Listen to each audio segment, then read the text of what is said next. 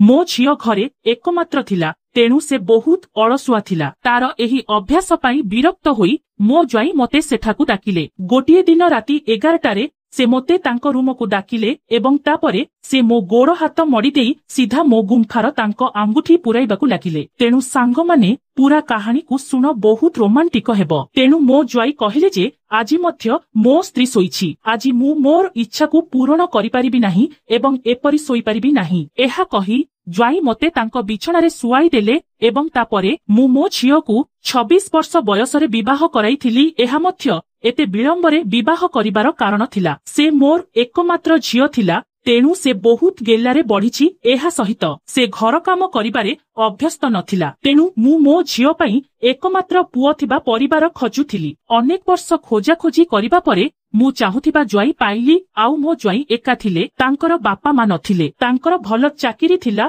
एवं तांकर निजस्व घर मध्य थिला। मु झियो पई ए प्रस्ताव बहुत भल थिला। तेणु मु तुरंत विवाह पई प्रस्तुत होई मो झियो काजल को विवाह कराई। किंतु विवाह परे मु जहा आशा करिथिली ताहा पूरण होई नथिला। मु जानि नथिली जे काजल एकुटिया ता स्वामीर जत्न नै परिबो नाही। मु ताकू भल भाबरे बुझाइथिली एवं से मध्य मते हां कहिथिला। हेले बाहाघरर किछि मास परे मु तांको ठारू किछि अभियोग सुनिबाकू पाइली। पूर्वरु मो ज्वाई तांको स्त्रीर आलस्य को सह्य करुथिले किंतु एबे सेमाने घरर काम करी करी थकी जाइथिले। गोटिए दिन मु मो झियोर कथा बुझिबा पई तांको घरकू जिबाकू निष्पत्ति नेली। आउ शेषरे ता घरकू गली। मु सेठारे 2 दिन रहिली। 2 दिन परे जेतेबेले मु मो घरकू आसीबा पई बाहरिली, काजल मते अटकाइला। आउ से कहिला, मा मु एबे घर काम करी करी बहुत थकी जाइछि, तू मोते साहाय्य करिबा पई आउ किछि दिन रह घरकू जिबा परे तुमे कोन करिबु जे मु मो झियर आलस्य स्वभाव विषय जानिथिली। गत 2 दिन धरी मु देखिली जे मु आसीबा परठारू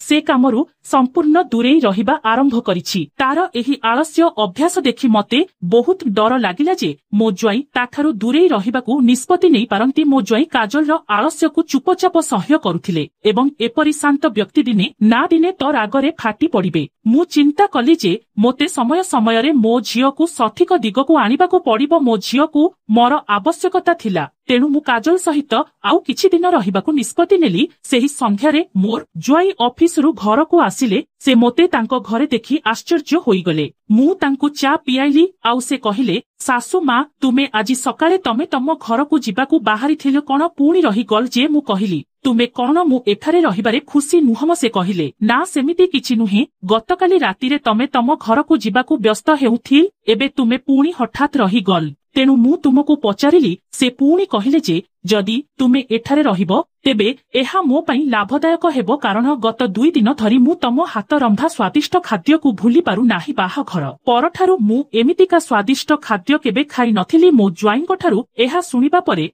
मु बुझी पारिली जे काजल ता स्वामीर केते भल जत्न नेउछि। मु सेमानंकु कहिली जे मु एठारे आउ किछि दिन रही सेमानंकर जत्न नेबी एवं काजल को आउ किछि घर काम सिखाइबी। तापरे ज्वाई कहिले जे जदि तुमे सबुदिन पई भी एठारे रहिबो तेबे मोर कोनोसी असुविधा नाही।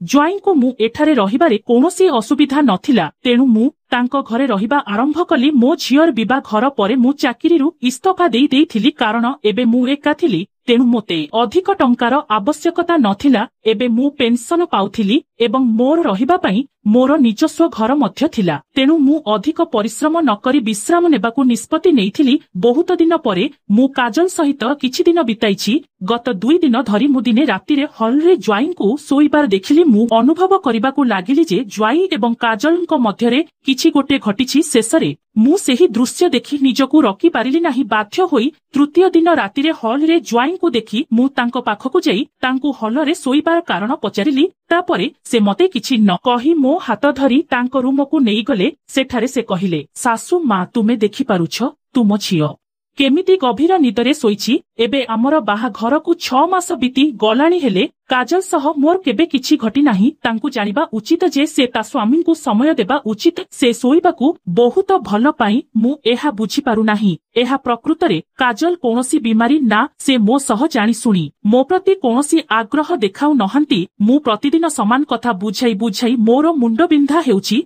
तेणु मु किछि न कहि हलकू जाई सोईपदे। मो ज्वाईंको कथा सुनी मु पूरा आश्चर्य होइकली। मो ज्वाई मो झियो सहित आदौ खुशी नथिले। तापरे मु तांकु कहिली तमे आदौ चिंता करन नाही। मु काजलको बुझाइबी मु मो ज्वाई एवं झियो मध्यरे संपर्क विषय जानिबा परे मोर निद हजिगला। मु भाबुथिली जे सकाळ केबे हेबो एवं मु मो झियो सहित कथा हेबी। सकाळ हेबा मात्रे मो ज्वाई ऑफिस को गले एवं मु काजल सहित कथा हेबाकू निष्पत्ति नेली। मु ताकू कहिली जे काजल बाहाघर परे तो स्वामी को किपरि खुशी रखिबे ताहा सिखाइबाकू पड़िबो कि मते मु देखि पारुछि तोर निद किपरि एते गभीर होइगलानी। तो स्वामी तोर निद पई राग हेउनाहंती कि? एहा सुनी काजल कहिला, मा मो निद विषय कथा हुआ नाही। मु जेते बुझेइली से बुझी पारिला नाही, किंतु तथापि मु ताकू बुझाइबाकू चेष्टा कली आउ से ही कला। से दिन रातिरे मु हलरे मो ज्वाइन को देखिली नाही। मुजी एवं काजल मध्यरे सबु किछि ठीक अछि कि नाही देखिबा पई सेमानंक रूम बाहर को गली। सेठाकू जिबा परे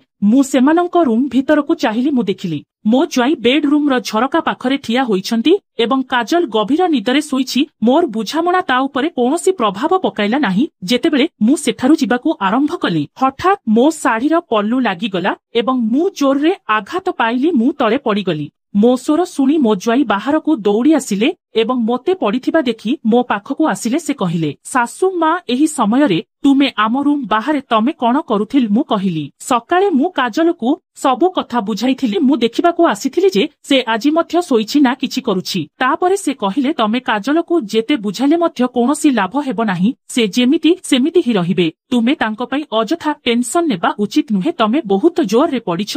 तुमर पाद जंत्रणा हेउथिबो। एहा परे मो ज्वाई मोते उठाइले आउ मोते मो रूम को नै जिबाकू आरंभ कले। आमे दुहे मो रूम रे प्रवेश करिबा मात्रे मो ज्वाई मो पाद चापिबा आरंभ कले। से मो पाद छुइबा मात्रे मु लज्जित हेली। से कहिले जे तुमको लज्जित हेबार कोनोसी आवश्यकता नाही। मो ज्वाई बहुत स्वाभिमानी थिले, किंतु एसबु मो पई नुआ थिला। परिस्थिति जहा हेउ ना काहिकी आमे सीमा भितर रहिबा दरकार। तापरे मु मो ज्वाई को किछि कहिली नाही, किंतु से मो आंठू पर्यंत मो पाद चापिबा आरंभ कले। सेतेबेले मो ज्वाईंको आखि मते भिन्न दृष्टिरे देखुथिला। धीरे धीरे मो ज्वाईंको आखि मो आड़को जिबा आरंभ कला एवं मु सेतेबेले एहा भूली जाइथिली जे मु एबे भी सुंदर देखा जाउछि एवं मो शरीर पूर्व परि अछि। तापरे मो पाद चिपी चिपी मो ज्वाई कहिले जे सासुमा तुमे तुम झियो अपेक्षा तमे अधिक सेक्सी देखा जाउछ।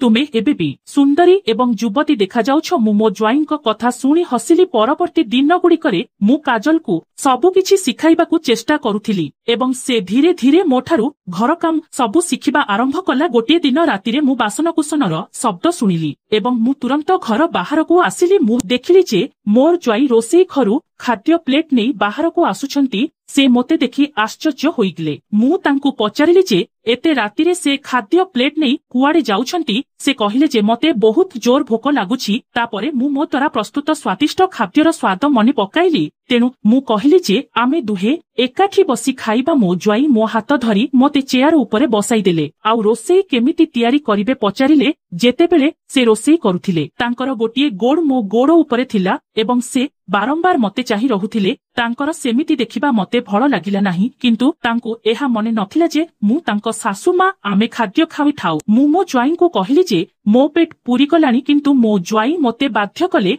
अधिक खाइबाकू। मु तांकू मना करि परिली नाही। आमे दुहे खाई सारी निज रूम को जाई सोई पबिलु। परदिन रातिरे ज्वाई समस्त सीमा पार कले। से मो रूम को आसिले एवं मो हाथ धरी मते तांको बेडरूम को नेइकिले। मु पूरा डरी गली आउ तांकू कहिली ए सबु कोन हेउछि ज्वाई। तापरे से मोते गोटे नाइट ड्रेस देले एवं कहिले एहा पिंधि आस। तांको कथा सुनी मु आश्चर्य होइगली। मु तांकू कहिली तुमे कोन कहुछ?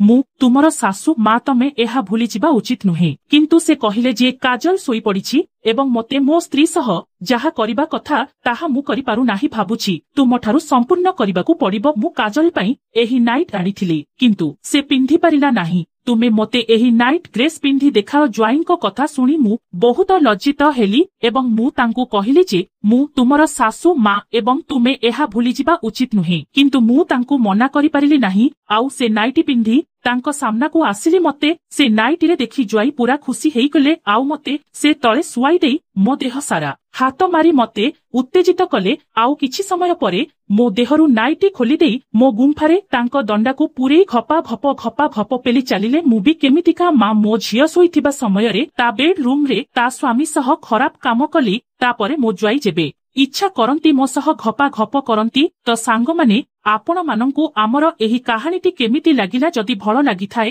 तेबे वीडियो को गोटे लाइक आउ हम चैनल को सब्सक्राइब करंतु जहा द्वारा सबु नुआ वीडियो सर्वप्रथमे पाई परिबे रहुछि। धन्यवाद।